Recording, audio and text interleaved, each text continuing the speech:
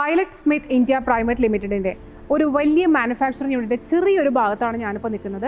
ഒരുപാട് മെഷീൻസ് നമുക്ക് പരിചയപ്പെടാനുണ്ട്. ഇപ്പം ഞാനിവിടെ നിൽക്കുന്നത് നമ്മുടെ വീടുകളിലൊക്കെ ഉപയോഗിക്കുന്ന അരിപ്പൊടിയായാലും ഗോതമ്പൊടിയായാലും എല്ലാം പൊടിക്കുന്ന ഒരു മെഷീൻ്റെ മുന്നിലാണ്. ആക്ച്വലി ഇതിൻ്റെയൊക്കെ ഒരു പേര് പൾവറൈസർ എന്നാണ് ഞാൻ ഇവിടെ നിന്നാണ് മനസ്സിലാക്കുന്നത്. പക്ഷേ ഇത് മാത്രം മനസ്സിലാക്കിയാൽ പോരല്ലോ, കുറേ ഡീറ്റെയിൽസ് നമുക്ക് അറിയണ്ടേ. അപ്പോൾ ഈ ഒരു മെഷീനെ കുറിച്ച് പറഞ്ഞു നമുക്കൊരു എക്സ്പേർട്ട് ആയിട്ടുള്ള ചേട്ടൻ നമുക്കിവിടെ വന്നിട്ടുണ്ട്. ചേട്ടനോട് നമുക്ക് കാര്യങ്ങൾ സംസാരിക്കാം. ചേട്ടൻ്റെ പേരെന്താ? എത്ര വർഷം ചേട്ടനോട് വർക്ക് ചെയ്യുന്നു? അതെ അതെ.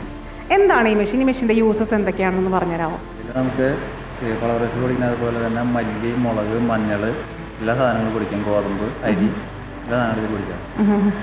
എല്ലാം പൊടിക്കാൻ വെച്ചിട്ടുണ്ടെങ്കിൽ ഇതിലിപ്പോൾ ഇതുപോലത്തെ മെഷീൻസിന് മുന്നേ ഉണ്ടായിട്ടുണ്ടാവുമല്ലോ. അപ്പോൾ എന്തായിരിക്കും ഇങ്ങനത്തെ ഒരു മെഷീനിലേക്ക് ഒരു മാറ്റം വരുത്താനുള്ള കാരണം എന്തായിരിക്കും? പളവറൈസറിന് മാറ്റം വരുത്തി വെർട്ടി മെഷീൻ എന്ന് പറഞ്ഞാൽ ഇറക്കിയാണ് മോഡലാണ്. ഇത് പുതിയ മില്ലുകളിലേക്ക് കാണാൻ ഭംഗിയിലും ഒരു ഒതുക്കത്തിൽ ഇറക്കിയ മെഷീനാണ്. 5 മോഡലാണ് ഇതിൽ വർക്ക് ചെയ്യുന്നത്. അപ്പോൾ ഇതിന് മുന്നേ ഉണ്ടായിരുന്ന മെഷീൻ കുറച്ചും കൂടെ വലുതായിരിക്കും അല്ലേ? ഇത് കുറച്ചും കൂടെ നമുക്ക് പവർ ഉണ്ടാവും, അതേസമയം കുറച്ചും കൂടെ ചെറിയ സൈസ് ആയിട്ടായിരിക്കും ഇത് വെച്ചിരിക്കുന്നത് അല്ലേ? ഓക്കെ. ഇതിലിപ്പോൾ എന്തൊക്കെ പൊടിക്കാന്ന് പറഞ്ഞാൽ മഞ്ഞളടക്കമുള്ള എല്ലാ ദ്രവപദാർത്ഥവും നമുക്ക് പൊടിച്ചെടുക്കാൻ പറ്റും അല്ലേ? ഓക്കെ. അപ്പോൾ എത്രത്തോളം നമുക്ക് ഒരു കപ്പാസിറ്റി ഒക്കെ ഉണ്ടാവുമല്ലോ ഇതിന്? അങ്ങനെ കപ്പാസിറ്റി ഒക്കെ എങ്ങനെയാണ് വരിക ഇതിൻ്റെ? ഒരു മണിക്കൂറിൽ 30 കിലോ.